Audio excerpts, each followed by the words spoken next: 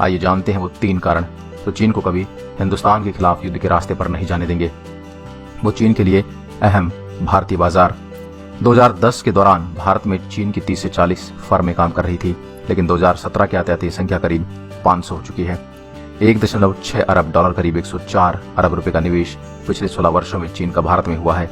2015 में दोनों देशों के बीच करीब 70 अरब डॉलर यानी 4,550 अरब रुपए का कारोबार हुआ है। जनवरी से सितंबर 2016 के बीच करीब 351 अरब रुपए का सामान चीन से भारत आयात हुआ। 2020 तक भारत और चीन के बीच द्विपक्षीय कारोबार करीब 26,598 अरब रुपए पहुंचने का अनुमान है। सैन्य ताकत। चीन के इस बार रक्षा बजट में 8.1% के इजाफे का ऐलान किया है। 2018 के लिए चीन का रक्षा बजट 175 अरब अमेरिकी डॉलर यानी 11,380 अरब रुपए हो गया है। यह भारत के बजट की तुलना में 3 गुना है। भारत का बजट चीन के मुकाबले सिर्फ 45 अरब डॉलर यानी करीब 2.95 लाख करोड़ ही है। आइए अब एक नजर डालते हैं सैन्य आंकड़ों पर। चीन की नौसेना में 714 जहाजों में 1 विमान वाहक, 51 फ्रिगेट, 35 विध्वंसक, 35 कार्वेट, 68 पनडुब्बियां, 220 पेट्रोल क्राफ्ट और 51 मिनी वारफेयर जहाज शामिल हैं। भारतीय नौसेना के 295 जहाजों में से 3 विमान वाहक, 14 फ्रिगेट, 11 विध्वंसक, 13 कार्वेट्स, 15 पनडुब्बियां और 6 मिनी वारफेयर जहाज शामिल हैं। भारत के पास कुल 2102 विमान हैं, जिसमें 676 लड़ाकू विमान, 809 अटैक एयरक्राफ्ट, 857 ट्रांसपोर्टर और 323 ट्रेनर विमान हैं। कुल हेलीकॉप्टर लगभग 666 हैं, जिनमें 16 अटैक हेलीकॉप्टर शामिल हैं। चीन की कुल एयर पावर लगभग 2,995 है, जिसमें 1271 लड़ाकू विमान, 1385 अटैक एयरक्राफ्ट, 782 ट्रांसपोर्टर, 352 ट्रेनर विमान हैं। इसमें 912 हेलीकॉप्टर हैं, जिसमें से 206 अटैक हेलीकॉप्टर हैं। परमाणु भंडार में भारत के पास लगभग 130 हथियार हैं। न्यूनतम टैक्टिकल मिसाइल रेंज लगभग 150 किलोमीटर है। सबसे दूर तक स्ट्राइक करने का परीक्षण सफलतापूर्वक 5,000 से 6,000 किलोमीटर अग्निवीर का है।